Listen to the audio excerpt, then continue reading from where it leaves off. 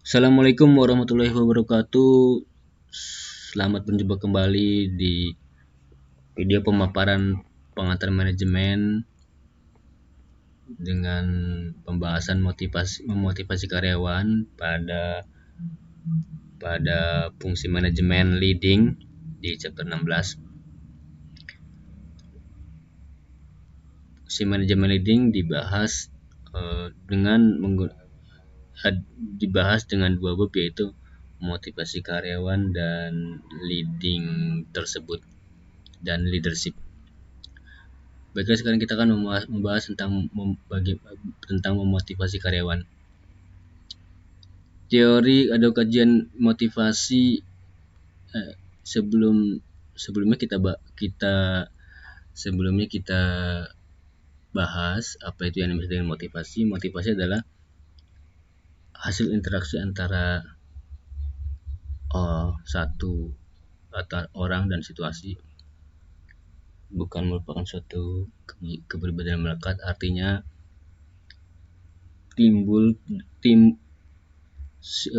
interaksi yang menimbulkan perilaku yang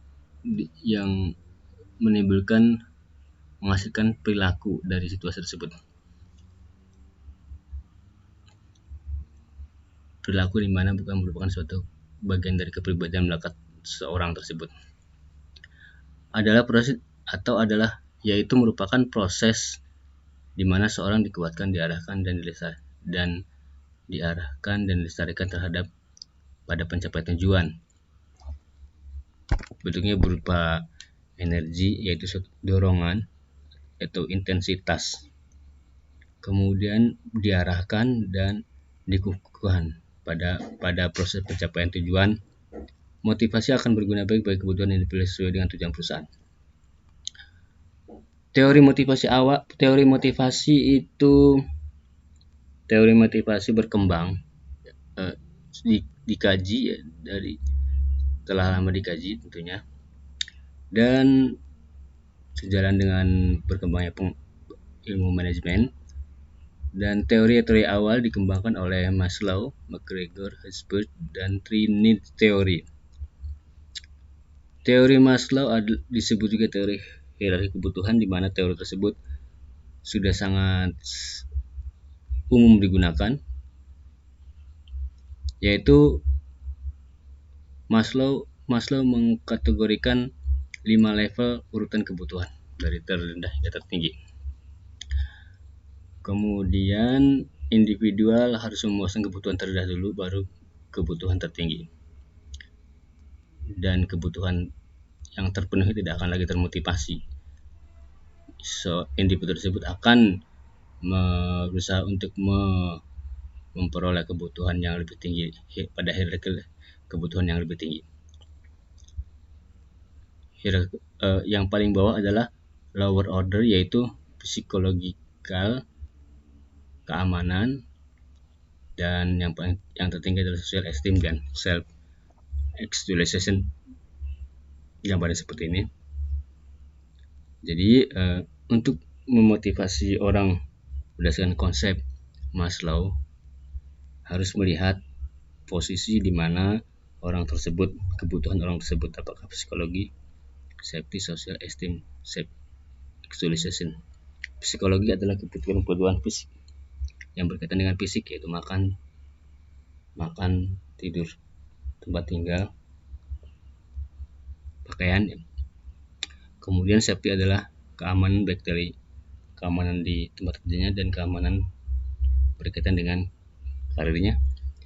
Kemudian kebutuhan yang selanjutnya adalah kebutuhan berinteraksi atau eksis di lingkungan sosial, lalu esteem dan di sini harga diri dan aktualisasi diri.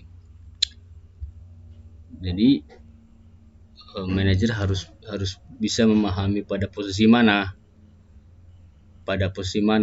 karyawan tersebut.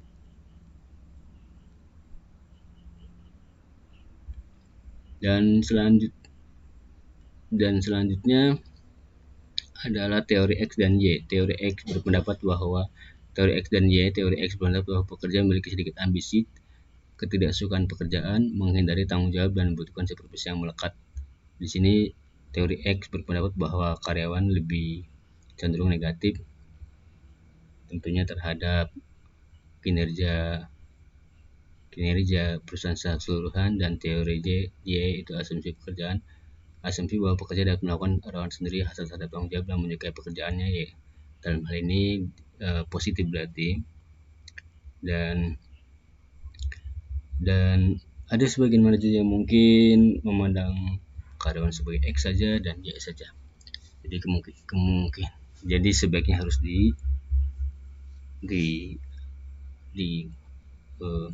kombinasikan.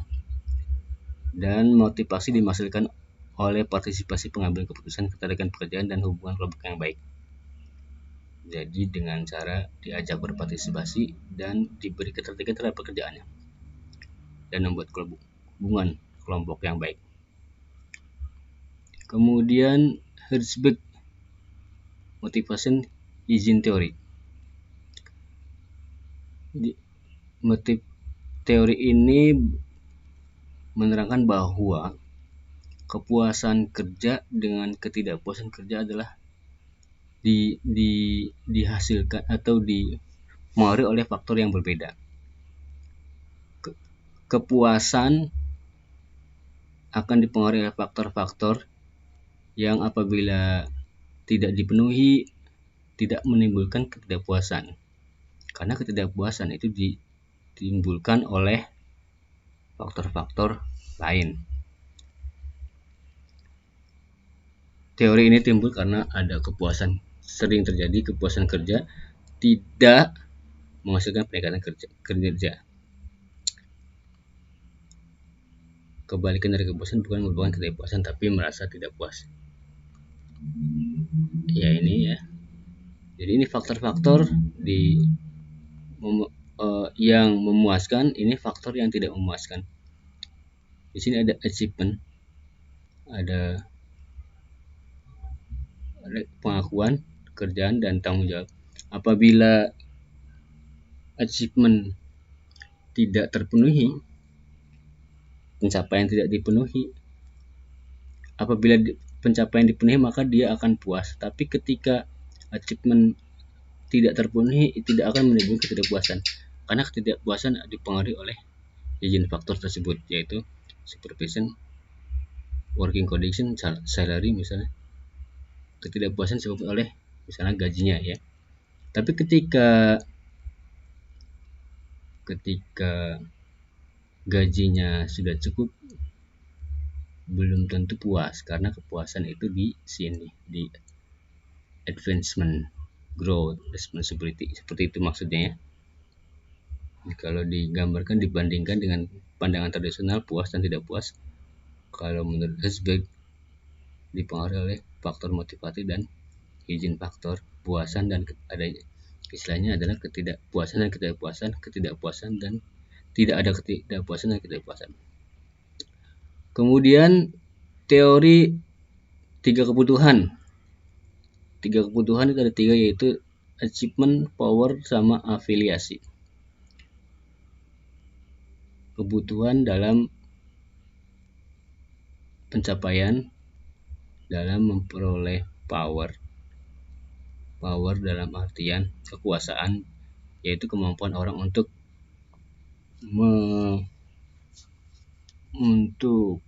memungkinkan orang atau menyuruh orang sesuai dengan kehendak apa yang diinginkannya. Kemudian kebutuhan akan afiliasi merupakan kegiatan sosial ya, hubungan dengan orang lain. Jadi dari teori ini kita harus bisa, seorang manajer harus memandang di mana posisi orang tersebut, kebutuhan orang tersebut. Apakah achievement, maka harus diberi motivasi bagaimana dia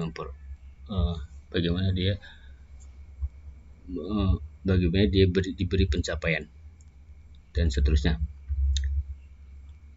Itu adalah teori motivasi yang awal. Selanjutnya adalah teori motivasi kontemporer. Pertama adalah teori goal setting. Teori goal setting itu adalah teori yang menyatakan bahwa tujuan mempengaruhi motivasi. Tujuan mudah dan tujuan sulit mempengaruhi seorang karyawan atau pekerja sejauh mana dia mau menerima tingkat kesulitan tujuan tersebut. Tujuan itu adalah merupakan sumber dari motivasi kerja. Teori ini hanya bisa diaplikasikan kepada orang yang memiliki komitmen terhadap tujuan, kemudian akan berusaha lebih keras untuk mendapatkan kesempatan berpartisipasi, dan akhirnya akan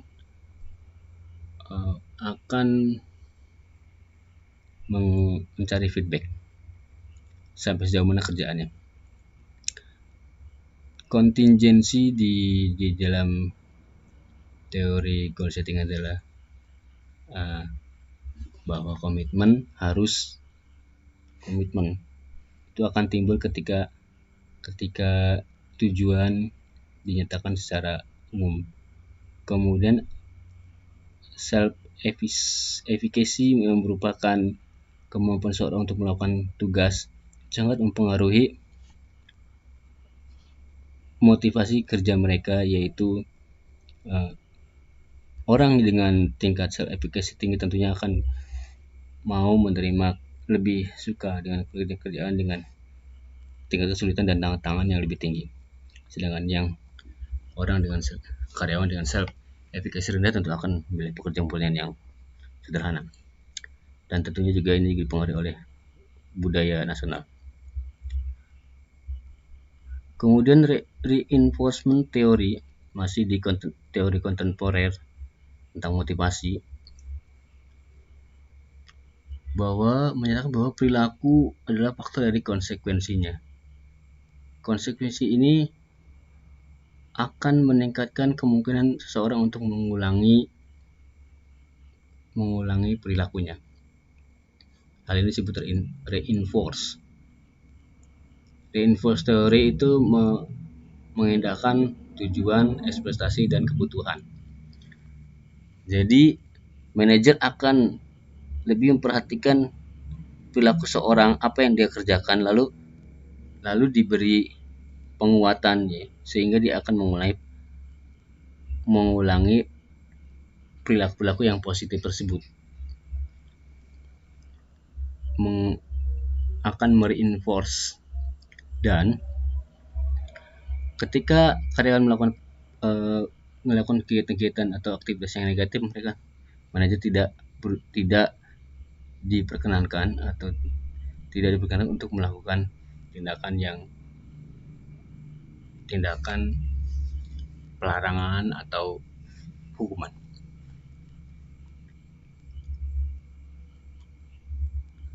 Kemudian teori motivasi kontemporer lainnya yaitu masalah dalam merancang motivasi kerja atau job design, yaitu job design adalah cara mengkombinasi tugas untuk menyelesaikan pekerjaan. Faktor-faktornya adalah perubahan lingkungan, struktur organisasi, teknologi, dan keahlian atau kemampuan, dan ketertarikan. Ada dua model, yaitu job enlightenment dan job enrichment. Karyawan bisa ditambahi lingkup pekerjaannya atau diberi tanggung jawab dan otonomi yang lebih dalam, job enrichment.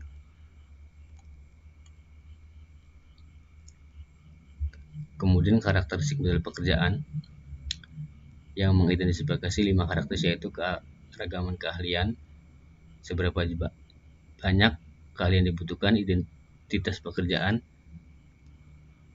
sejauh mana pekerjaan itu diselesaikan, dan signifikasi tugas seberapa penting, otonomi seberapa banyak informasi atau wewenang diberi, kemudian sejauh mana atau sebaik apa pekerjaan telah dilakukan. Itu merupakan feedback. Selanjutnya adalah teori ekuitas, bahwa keadilan memotivasi orang untuk bekerja lebih baik.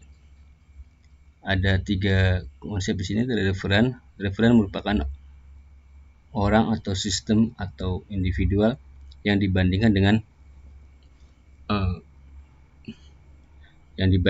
sebagai penilaian keadilan. Kemudian ada 2 model keadilan, yaitu procedural justice dan keadilan prosedural dan keadilan distribusi. Keadilan prosedural itu adalah cara, keadilan distribusi adalah jumlahnya ya.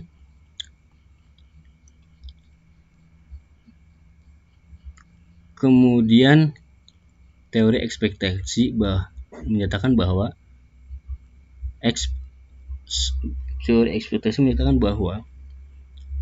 orang memiliki ekspektasi terhadap apa yang telah dikerjakan dalam hal hasil ya, terhadap apa yang telah dikerjakannya. Ada 3 konsep di sini, yaitu usaha dan kinerja, hubungan antara usaha dan kinerja, kemudian kinerja dan hasilnya, dan ketertarikan terhadap hasil tersebut.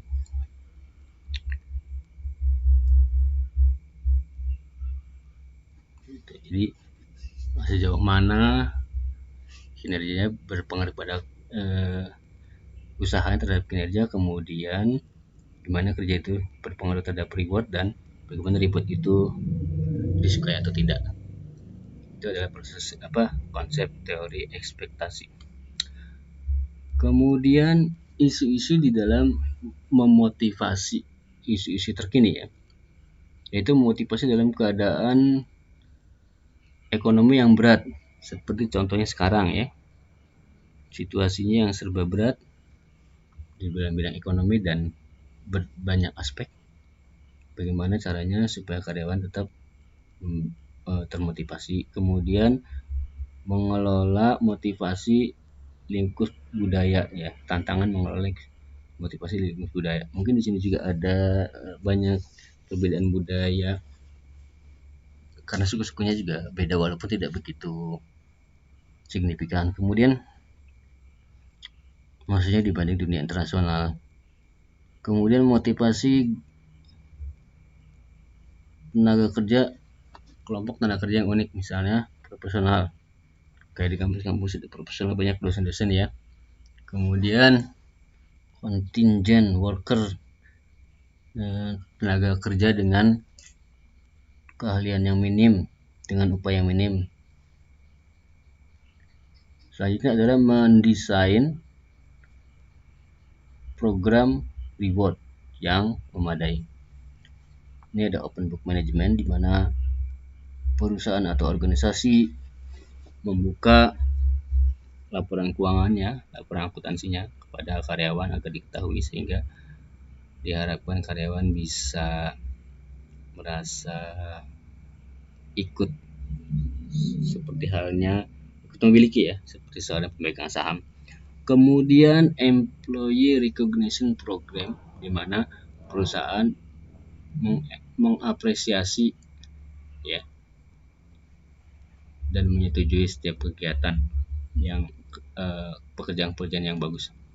Lalu pay for performance, dibayar sesuai dengan kinerjanya, yaitu contohnya adalah variable compensation plan. Selanjutnya dari teori ke praktek, bagaimana ya secara garis besar arahan untuk memotivasi karyawan. Yang pertama, gunakan tujuan. Jadi jelas ya, karyawan diarahkan untuk mencapai tujuannya, dan tujuannya itu harus diterima dan bisa dicapai, dapat terima. Kemudian individualisasikan reward, baik dari jumlah maupun dari model atau bentuk rewardnya, dan hubungkan dengan kinerja rewardnya. Periksa keseimbangan sistemnya, jangan timpang sebelah ya untuk salah satu pihak saja misalnya, dan gunakan pengakuan terhadap karyawan, atau tentunya tunjukkan perhatian dan kepedulian terhadap karyawan, jangan mengindahkan uang. Artinya walaupun karyawan itu kalau dilihat dari sisi kebutuhan Maslow sudah pada posisi ekstrim dan sebagainya, tetap uang diberi reward. Baiklah, demikian pembahasan tentang motivasi. Assalamualaikum.